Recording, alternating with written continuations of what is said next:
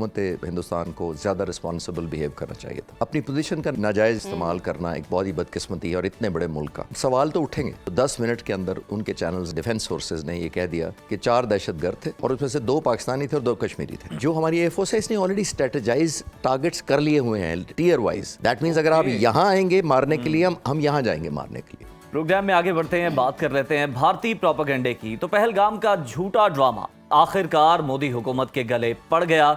False flag operation की घिनौनी साजिश बेनकाब हो चुकी है और इसके पीछे कोई और नहीं, भारत की बदनाम ज़माना खुफिया एजेंसी रॉ है। टेलीग्राम पर लीक होने वाली खुफिया दस्तावेजात ने भारतीय साजिशों का पोल खोल दिया। दस्तावेजात में सामने आया है कि पहलगाम में जाली कार्रवाई की मंसूबाबंदी जिला अनंतनाग में बनाई गई। सयाहों की आमदरफ्त की निगरानी के बहाने फील्ड ऑपरेटर्स लगाए गए। मीडिया को 36 से 48 घंटे पहले ही वाकई की जगह पर मुतहर्रिक करने का प्लान बनाया गया।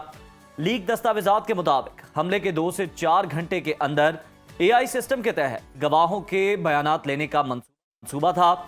धुंधली वीडियोस की मदद से वाकई की तस्वीरें बनाई जानी थी, जबकि मरकजी हैशटैग की बजाय 200 से ज्यादा सोशल मीडिया अकाउंट से गलत मालूमात की मुहिम चलाई जाने की साजिश थी। मगर भारतीय मीडिया ने जल्दबाजी में सारा मंसूबा खाक में मिला दिया और फौरी तौर पर पाकिस्तान पर इल्जाम लगाकर रॉ का पूरा मंसूबा बेनकाब कर दिया। दस्तावेज में ये भी सामने आया है कि ऑपरेशन अमेरिकी नायब सदर JD वैंस की मौजूदगी में किया जाएगा ताकि आलमी बरादरी की हमदर्दी हासिल की जा सके। दस्तावेज में बलूचिस्तान में दहशतगर्द तंजीमों की सरगर्मियों को इस मंसूबे से जोड़ा गया, जबकि CPAC पर भी नजर रखने का जिक्र मौजूद है। आलमी ज़राए इब्लाग में भी ये सच सामने आने लगा है। बरतानवी नशरियाती इदारे BBC ने भारतीय हुकूमत और इंटेलिजेंस के किरदार पर कई सवालात उठा दिए। BBC ने अपनी रिपोर्ट में लिखा है कि अभी तक इस सवाल का जवाब ही नहीं मिल सका कि सयाहती मकाम पर सयाहों की हिफाजत के लिए कोई सिक्योरिटी एहलकार क्यों मौजूद नहीं था। जहां इतने सयाह वहां CCTV क्यों ना थे। भारतीय सुप्रीम कोर्ट ने भी मोदी सरकार की नाकामी का बोझ उठाने से साफ इनकार कर दिया है और जुडिशल इंक्वायरी का मुतालबा मुस्तरद कर दिया है। बिल्कुल नाजरीन, और इसी तमाम सूरत हाल पे बात करने के लिए इस वक्त हमारे साथ मौजूद है माहिर सिक्योरिटी अमूर air commodore retired Khalid Chishti साहब। बहुत शुक्रिया सर आपकी मौजूदगी का। वेलकम टू सुनो Pakistan. Sir, Pahalgam false flag operation की ये जो साजिश है वो बेनकाब हो चुकी है और हम ये देख सकते हैं कि इसके पीछे रॉ जैसी बदनाम खुफिया एजेंसी थी। और हम साथ ही साथ हमें ये भी मालूम हुआ है कि दस्तावेज, ये जो खुफिया दस्तावेज थे वो भी सामने आ चुके हैं। तो आप समझते हैं कि भारत अब इस फरेब को इस्तेमाल कर सकता है पूरी दुनिया को गुमराह करने के लिए, या अपनी ही साजिश में फंस जाएगा? बहुत शुक्रिया नजफ मुझे यहाँ बुलाने का। देखिए, मुझे ये अफसोस होता है कि 1.4 बिलियन आबादी का मुल्क है जिसको 150 करोड़ के करीब लोग बसते हैं, और मैं ये यकीन रखता हूँ कि 150 करोड़ के लोग जंग नहीं चाहते और एग्रेशन नहीं चाहते, वॉर मॉन्गरिंग नहीं चाहते। बट अनफॉर्चुनेटली इतना बड़ा मुल्क मैं एक्सपेक्ट करता हूँ, या जो कि होना चाहिए कि इतनी बड़ी लीडरशिप जिसके नीचे इतने फॉलोअर्स हों, उनकी इतनी इकॉनमी अच्छी हो, वो इंटरनेशनली कनेक्टेड अच्छे हों, वो अपनी पोजीशन को नाजायज़ इस्तेमाल करे या नेगेटिव इस्तेमाल करे फॉर पॉलिटिकल मोटिव्स या एक सियासी मकसद हासिल करने के लिए। मेरा ख्याल है छोटे से छोटे मुल्क दुनिया में आजकल बहुत रिस्पॉन्सिबल बिहेव कर रहे हैं, क्योंकि हम सिविलाइज्ड हो गए हैं। कुछ दुनिया के पोर्शन में अभी भी सिविलाइज्ड हम नहीं हुए, जहाँ जंगें जारी हैं, सप्रेशन जारी है, लेकिन बाय एंड लार्ज दुनिया की अंडरस्टैंडिंग बहुत हो चुकी है। आप जैसे लोग जो मीडिया के लोग हैं हर चीज़ एक्सपोज कर देते हैं चंद घंटों के अंदर, और यही अभी भी हुआ है। तो बदकिस्मती से मेरा ख्याल है पहली बात कि हुकूमत हिंदुस्तान को ज़्यादा रिस्पॉन्सिबल बिहेव करना चाहिए था। एक बात, अपनी पोजीशन का नाजायज़, जैसे मैंने अर्ज़ किया कि इस्तेमाल करना एक बहुत ही बदकिस्मती है और इतने बड़े मुल्क का। सवाल तो उठेंगे। सवाल आप जैसे लोग ये पूछेंगे कि ये जो पहलगाम की जगह है ये आमतौर पर मई में टूरिस्ट के लिए खोली जाती थी, ये पहले कैसे खोल दी गई एक स्पेशल केस के तौर पर। मैं एक हिंदुस्तानी कश्मीरी का इंटरव्यू देख रहा था किसी चैनल के ऊपर, और उसने कहा कि मैं जब इस जगह से यहाँ तक पहुँचता हूँ तो 10 नाकों से मेरी तलाशी होती है। तो ये कैसे हो गया कि इन नाकों के बगैर आपके लोग वहाँ पहुँच गए? और फिर मैं रिपीटेडली 2-3 दिनों से मीडिया पे बात कर रहा हूँ और मैं अपने अर्ज़ कर रहा हूँ, मैं ये कह रहा हूँ कि आपकी इंटेलिजेंस एजेंसी बहुत पावरफुल है, बहुत आपका नेटवर्किंग है, AI आपके पास है, सर्विलेंस आपके पास है, और आपने 10 मिनट लगाए। मुझे बताया जो ही इंसिडेंट हुआ था, मैं चैनल देख रहा था, तो 10 मिनट के अंदर उनके चैनल्स ने कहा, और ख़ास तौर पे डिफेंस सोर्सेज ने ये कह दिया कि 4 दहशतगर्द थे और उसमें से 2 पाकिस्तानी थे और 2 कश्मीरी थे। Fast शनाख्त भी बड़ी जल्दी investigation। शनाख्त भी बड़ी जल्दी होगी। और मैं ऐसी एजेंसी को सलाम करूं या क्या करूं उनके साथ, जो 10 मिनट बाद तो बता देते हैं, 10 मिनट पहले नहीं बताते। मतलब यही सब कुछ वो 10 मिनट पहले बता, सवालिया निशान। सही। वो 10 मिनट पहले बता देते। मतलब हम मेरा ख्याल है राफेल की स्पीड से उड़ने की कोशिश कर रहे हैं। सर जरा ये बताइएगा कि भारतीय राफेल तैयारों ने मकबूजा कश्मीर में हमने देखा है कि बड़ी इश्तियाल अंगेज परवाजें की हैं, लेकिन पाक फजाइया की जानिब से हमने देखा कि शानदार रडार सिस्टम और जो दिफाई सलाहियतें हैं फौरी तौर पर ट्रेस किया गया, राफेल तैयारे को पसपाई पर मजबूर किया गया। क्या ये पाकिस्तान एयरफोर्स की वाज़ेह बर्तरी है दुश्मन पर? देखिए, राफेल बर्तरी के लिए लिया गया था 2019 में जब अभिनंदन वाला केस हुआ था। तो आपको याद होगा कि नरेंद्र मोदी ने कहा था कि अगर हमारे पास राफेल होते तो ये वाकया ना होता। राफेल तो लिए, अंडर द टेबल भी बहुत कुछ लिखा ले लिया वो एक अलग टॉपिक, अलग मॉर्निंग शो हो सकता है आपका। पूरा एक मौजू है। तो राफेल 2020 में उन्होंने ऑर्डर किया, $9 बिलियन की डील थी। One of the very expensive, 36 जहाज़ खरीद रहे थे और ये समझ कर लिया गया। मैं थोड़ा सा आपके नाजरीन के लिए टेक्निकल अंडरस्टैंडिंग के लिए बताता चलूँ कि उस जहाज़ को ख़रीदा क्यों गया था। हिंदुस्तान का ख्याल ये था और हिंदुस्तान की एयरफोर्स का ख्याल ये था कि अगर ये जहाज़ आ जाएंगे तो हम दुश्मन को तकरीबन 150 किलोमीटर दूर दुश्मन जहाज़ को तबाह कर सकते हैं। जिसका मतलब है बगैर देखे, 150 किलोमीटर पायलट तो नहीं अपनी आंख से देख सकता। ये हम इस मिसाइल को कहते हैं beyond visual range missile, BVR कहते हैं हम इसको। अच्छा। जिसका मतलब ये है कि अगर एक फाइटर जहाज़ के पास 150 किलोमीटर की रेंज आ गई है तो वो बड़ा अग्रेसिव हो गया है, वो दुश्मन को पता लगने से पहले ही मार देगा। तो जो प्रेजेंट क़यादत है पाक फ़िज़ाइया की, दूसरी तरफ 2021 में जो प्रेजेंट एयर चीफ़ हैं, air chief marshal Zaheer Ahmed Babar Sidhu, इन्होंने टेक ओवर किया। मैं इनको 40 साल से जानता हूँ। मैं एक स्क्वाड में इकट्ठे सर्व किया हुआ, हमने एज ए नौजवान जब हम थे, मैं उस वक्त से जानता हूँ। एग्रेसिव माइंड नो डाउट, लेकिन अपेरेंटली आपको बहुत कूल माइंडेड लगेंगे। इन्होंने फोर्सी कर लिया कि हम एक ऐसी परमानेंट डिसएडवांटेज पोजीशन पर फॉरएवर चले जाएंगे। तो इन्होंने 2021 में चाइना से J-10C नए जहाज़ खरीदे जो राफेल से कहीं आगे हैं, और ना सिर्फ लिए, 2022 में 1 साल के अंदर रिडक्ट करके डे एंड नाइट ऑपरेशनलाइज करके पायलट्स इंजीनियर की ट्रेनिंग भी मुकम्मल कर ली। उसमें मिसाइल एक लगा हुआ है, PL-15 एक मिसाइल है। PL-15 वो मिसाइल है जो मोस्ट मॉडर्न चाइना का है। समझे जो चाइना ने अपनी एयरफोर्स में इस्तेमाल किया वो हमें दिया है। और आपको बताते मुझे खुशी हो रही है कि वो जो राफेल है उसकी 150 किलोमीटर की रेंज के मुकाबले में हमारा वाला मिसाइल है 200 किलोमीटर प्लस। 200 किलोमीटर प्लस है। 50 किलोमीटर ज्यादा है, 200 प्लस भी है। वो मैं ज़्यादा डिस्क्लोज नहीं कर सकता चीज़ें, बस 200 आपके उसके लिए अंडरस्टैंडिंग के लिए बता सकता हूँ। दूसरी बात यह है कि पाक फ़िज़ाइया यही नहीं रुकी। पाक फ़िज़ाइया ने ये किया कि हमारे पास राफेल तो J-10C तो लिमिटेड जहाज़ हैं, हमारे JF-17 थंडर जो खुद बनाए हुए जहाज़ हैं ब्लॉक 3, उनको अपग्रेड किया गया और उनके अंदर वही रडार जो आइसर लगा हुआ है J-10C के अंदर, और वही मिसाइल जो PL-15 था हमने उन जहाज़ों पर भी मॉडिफाई कर लिया। जिसका मतलब ये है कि राफेल के मुकाबले में हमारे फ्लीट की जो रेंज 200 किलोमीटर है 150 की निस्बत, वो बहुत बड़ा फ्लीट है, यानी बड़े जहाज़ ज़्यादा है नंबर में। जो तो ये राफेल जो डिज़ाइन हो रहे हैं उनकी एयरफोर्स में, ये सैक किया जा रहा है, ये उनका कसूर नहीं है। उनसे हमदर्दी है मुझे जो एयर मार्शल साहब को निकाला गया है, उनका कोई कसूर नहीं है, उनका सौदा गलत। खालिद साहब, मैं इसी हवाले से बात करना चाह रही हूँ। राफेल तैयारों की नाकाम ऑपरेशन के बाद जो भारतीय एयरफोर्स के वाइस चीफ थे उनको बरतरफ कर लिया गया। आप समझते हैं ये इनको कुर्बानी का बकरा बनाया गया है या इस तरह के मामलात में इसी तरह के एक्शंस होते हैं?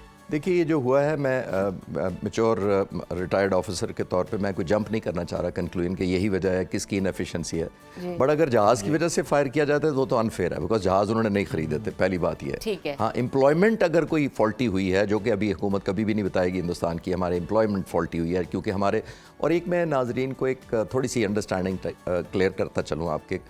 कल भी मैं काफ़ी सारे चैनल पर था तो सब मुझे कह रहे थे कि पाकिस्तान की फ़िज़ाइया ने हिंदुस्तान के राफेल को देख लिया या ट्रैक कर लिया। अच्छा। जिससे आपको ये इंप्रेशन लगता है कि शायद हम इधर देख रहे थे तो अचानक हमारी नज़र उधर पड़ी तो हमने राफेल को देख लिया। ऐसा नहीं है। हम कई 100 किलोमीटर तक पूरे हिंदुस्तान के अंदर ऑलरेडी देख रहे हैं। लेट इट बी क्लियर, हमारी विजिबिलिटी है, यानी आने से पहले ही उनकी मूवमेंट पे नजर मूवमेंट हमने रखी हुई है। हमारे पास एयरबोर्न अर्ली वार्निंग रेडार्स हैं जो ऊपर हवा में उड़ रहे हैं और कई मीलों तक अंदर देखने हैं, वो उड़ रहे होते, इस वक्त भी उड़ रहे हैं।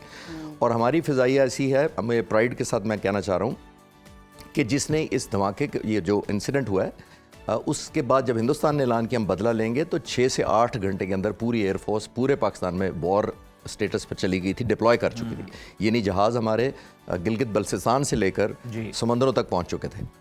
और ये फाइटर जहाज़ नहीं है सिर्फ, ये ज़हन में रखिएगा कि फाइटर जहाज़ तो बहुत जल्दी पहुंच जाता है। एयर टू एयर रिफ्यूलर्स, अवैक्स, जैमर्स, इलेक्ट्रॉनिक वॉरफेयर जहाज़, और सबसे बड़ी बात एयर डिफेंस वेपन्स, हमारे पास जो मिसाइल हैं वो भी पाकिस्तान में डिप्लॉय कर दिए गए। तो ये बड़ा क्रेडिट जाता है पाक फ़िज़ाइया की स्विफ्टनेस को, और इसी वजह से दुश्मन अभी तक डिटर हुआ है, क्योंकि उनको पता है कि अब प्राइस क्या है अगर वो पेनिट्रेट करने की कोशिश करें। सर, जब भी भारत की तरफ से किसी भी सर्जिकल स्ट्राइक का या कोई जहारियत का हमें खतरा महसूस होता है तो पाकिस्तान एयरफोर्स किस तरह से मुतहरिक होती है? हम आपसे डिप्लॉयमेंट नहीं पूछ रहे कि कहाँ पे है, कौन सी चीज़ें, मतलब तैयारे हमारे किस तरह से रेडी होते हैं, लेकिन रिस्पॉन्स टाइम क्या होता है और पाक फ़िज़ाइया किसी भी लम्हे दुश्मन को उसकी अपनी सरजमीन पर सबक सिखाने के लिए कितनी तैयार होती है और किस तरह से? उज़ैर, देखिए हमारी जो फ़िज़ाइया है बाय नेचर, हम आज तक 77-75 साल से ही कहते रहे कि हम बड़े डिफेंसिव इन नेचर हैं, हम दिफा करेंगे जी। अब सिचुएशन नहीं है वो। लेट मी टेल यू, मैं अपना एक डॉक्यूमेंट्रीज बनाता हूँ अपने चैनल एक खालिद चिश्ती के नाम से, मैं एयरफोर्स की रिटायर्ड, शायद आपको आइडिया हो। अब मुझे कुछ महीने पहले इस इंसिडेंट से, बल्कि कुछ हफ्ते पहले एयरफोर्स चीफ की तरफ से स्पेशल इजाज़त दी गई थी और मैं इनके एक फ्रंट लाइन बेस पर गया था, जहां मैं इन्हीं पायलट से मिला था जो इस वक्त हवाओं में और जो राफेल को दौड़ा रहे हैं। ओके। मैंने उनके साथ पूरा दिन गुजारा, मैंने उनके इंटरव्यूज़ किए, फिर अपनी डॉक्यूमेंट्री अपने चैनल पर डाली। तो मुझे उनके अपने नौजवान, आप जैसी उम्र के नौजवान हैं, मुझे देखकर इतनी खुशी हुई कि वो फुल ऑफ एग्रेशन है, फुल ऑफ आइडियाज़ है, फुल ऑफ पैशन है। तो हमारी जो क़यादत है इस वक्त और जो नौजवान हैं, बुनियादी तौर पर एम्प्लॉयमेंट देखिए ये होती है कि एक होता है आप ग्राउंड पर अलर्ट होते हैं, जैसे आप बैठे हैं चाय पी रहे हैं, यहाँ से आपको ऑर्डर मिलेगा, आप भाग के जहाज़ पर पहुँचेंगे, टैक्सी करेंगे, रनवे जाएंगे, टेक ऑफ करेंगे, ये चंद मिनट लगते हैं। लेकिन ये कोई टैंक नहीं दुश्मन का आ रहा, ये फाइटर जहाज़ आ रहा होता है। तो हम अफोर्ड नहीं कर सकते कि ये 5 मिनट जो आप लेंगे वो भी ज़ाया किए जाए। तो उस सूरत में हम हवा में रखते हैं जहाज़ों को, पूरे ऑल ओवर पाकिस्तान आप डिप्लॉय करके रखते हैं, और रेडार्स और बैकअप रखते हैं, ताकि अगर दुश्मन के हर जहाज पर जो बॉर्डर की तरफ आ रहा है उस पर नजर रखें। और वो हवा में भी होते हैं, तो डिफरेंट कैटेगरीज, पेट्रोलिंग चल रही होती है, पेट्रोलिंग 24 घंटे चल रही है, दिन और रात चल रही होती है। ऐसी सिचुएशन में खास तौर पर रूटीन में भी चलती है, बट इसमें तो बहुत अपस्केल हो जाती है। सही, बिल्कुल ठीक है। खालिद साहब, अगर थोड़ी सी कंपैरेटिव स्टडीज कर ली जाए, कंपैरिजन कर लेते हैं, 2019 में ऑपरेशन जो हुआ था स्विफ्ट रिटार्ड में, पाकिस्तान ने भारत को शिकस्त दी, और आप क्या समझते हैं वो सूरत हाल 2019 की और आज की सूरत हाल में क्या डिफरेंसेस हैं? अभी देखिए बहुत फ़र्क है, इसमें कोई शक नहीं कि तमाम जो एयरफोर्स की लीडरशिप होती है पहले भी, उन सबको क्रेडिट जाता है कि वो हमेशा मॉडर्नाइजेशन पर ही काम करते हैं। देखिए मैं जब एक नौजवान आपकी उम्र का एक फाइटर पायलट था, तो मुझे ये पता था कि हमने हमेशा दुश्मन से आउट नंबर्ड ही लड़ना है। हम कभी नंबर मुकाबला नहीं किए, 4 इधर से आएंगे तो 4 उधर से आएंगे, 10 इधर से जाएंगे तो 10 उधर से आएंगे। हमें पता है अगर हम 10 जाएंगे तो 30 उधर से आएंगे। तो हमारी ट्रेनिंग ही बेस्ड होती है 1/3 है हम स्ट्रेंथ में। पहली बात तो ये है हमारी ट्रेनिंग। क्वालिटी हमेशा से पिछले 75-78 सालों में पाक फ़िज़ाइया का फोकस रहा है कि हमने क्वालिटी पर ही कोई कॉम्प्रोमाइज़ नहीं करना, बाकी हर चीज़ पर कॉम्प्रोमाइज़ हो सकता है, और ट्रेनिंग पर नहीं करता, 2 चीज़ें पर। तो 2019, आप coming back to your question, 2019 में एयरफोर्स बहुत बेहतर थी, लेकिन अभी जो पिछले 5 साल में पाक फ़िज़ाइया में इंडक्शंस हुई हैं, एयर टू एयर वेपन्स, मैंने अभी आपको J-10 का बताया है, मैंने आपको JF-17 ब्लॉक 3 का बताया है। मैं एक और चीज़ बताता चलूँ जो हिंदुस्तान के पास है, और आपसे अक्सर लोग शायद पूछते होंगे कि हिंदुस्तान ने एक रशियन वेपन्स लिए हैं S-400, ये बड़े लॉन्ग रेंज मिसाइल हैं, और एक उन्होंने ब्राह्मोस लिया नेवी के लिए, और हमारे कहा जाता था कि हमारे पास उनके मुकाबले में कुछ नहीं है, जबकि मैं आपको नाजरीन के लिए इंटरेस्ट के लिए बताता चलूँ कि हमारे पास अल्हम्दुलिल्लाह बहुत कुछ है। HQ-9 भी एक चाइना का मिसाइल है जो उससे भी ज़्यादा लॉन्ग रेंज हमने ले लिया, 8 महीने पहले 9 महीने पहले हमने ऑपरेशनलाइज किया था। उसकी रेंज भी ज़्यादा है, उसकी एक्यूरेसी भी ज़्यादा है, और वो सिक्योर भी ज़्यादा है अपने टारगेट, क्योंकि वो स्टेल्थ है, नज़र भी नहीं आता दुश्मन को। जबरदस्त। तो बहुत कुछ है, लेकिन दुआ करनी चाहिए। जैसे मैंने शुरू में कहा कि हिंदुस्तान के 1.4 बिलियन लोग नहीं चाहते, और पाकिस्तान के 24 में भी कोई नहीं चाहता। पाकिस्तान बिल्कुल ठीक नजफ ने कहा कि मुसल्लत करने की कोशिश हो रही है ना, जान तो एग्जैक्टली 24 करोड़ लोग पाकिस्तान के भी नहीं चाहेंगे कि ऑपरेशन स्विफ्ट रिटार्ड हमारी मजबूरी बन जाए, लेकिन हमारी मजबूरी होगी। लेकिन अंडर एस्टिमेट नहीं किया जाना चाहिए कि हमारी कैपेबिलिटी नहीं है। कैपेबिलिटी वाइज कोई इशू नहीं है, और गॉन आर द डेज, वो दिन चले गए जब हम कार करते थे हम डिफेंसिव जंग लड़ेंगे। मैं आपके नाजरीन की इंटरेस्ट के लिए और इत्मीनान के लिए बताता चलूँ कि ये हम पाक फ़िज़ाइया ने, मैं एश्योरेंस दे सकता हूँ knowing the air force these days, मैं बड़े मुलाकात करता हूँ लोगों से, जो हमारी एयरफोर्स है इसने ऑलरेडी स्ट्रेटेजाइज टारगेट्स कर लिए हुए हैं टीयर वाइज। दैट मीन्स अगर आप यहाँ आएंगे मारने के लिए, हम यहाँ जाएंगे मारने के लिए। यानी ये नहीं होगा कि आप करके कोई ऑपरेशन चले जाएं और हम फिर मीटिंग बुलाएंगे, फिर हम सोचेंगे, फिर हम टारगेट बिल्कुल स्ट्रैटेजी ऐसा नहीं बनाएंगे, होगा। ऐसा नहीं फौरी जवाब है, दिया लिस्टेड जाएगा। डाउन है। बिल्कुल आपने सर और सही details। कहा, हम जंग नहीं चाहते, लेकिन अगर कोई चाय की तलब में आना चाहे तो मना भी नहीं कर सकते फिर उसको। सर लास्टली हमें ये बता दें कि आपको ये लगता है कि ये सिर्फ महज इश्तियाल अंगेजी है या फिर इसके पीछे कोई बड़ी स्ट्रेटजी है, कोई इस तरह की मूवमेंट है जो कि इंडिया करना चाह रहा है?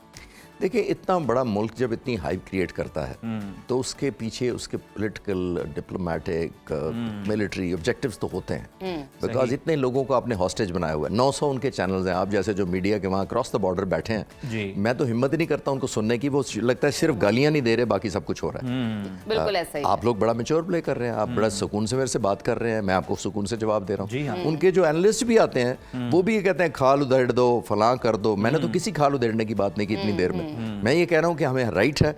हम देखिए, पाक फिजाइया और हमारी आर्म फोर्सेस और बैक्ड बाय अवाम, जी हम फतह, शिकस्त, विक्ट्री, पॉइंट स्कोरिंग, हरा दिया, मार दिया, भगा दिया के लिए नहीं लड़ते।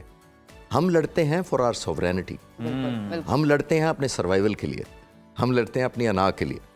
हम किसी को स्कोर नहीं बताते, हम किसी को नहीं पॉइंट स्कोर बताना चाहते कि देखो हमारे पास ये है। हम बिल्कुल नहीं कहते। हमारे एम्स क्लियर है, हमें इज्जत से रहने दिया जाए। हम भी क्योंकि सबको इज्जत से रहने देना चाहते हैं। बिल्कुल ठीक है। और पाकिस्तान भी जो है वो खत्ते में अमन चाहता है, किसी किस्म की जारियत नहीं चाहता, लेकिन अगर की गई तो जवाब के लिए भरपूर तैयार है। बहुत शुक्रिया खालिद चिश्ती साहब आपके वक्त का।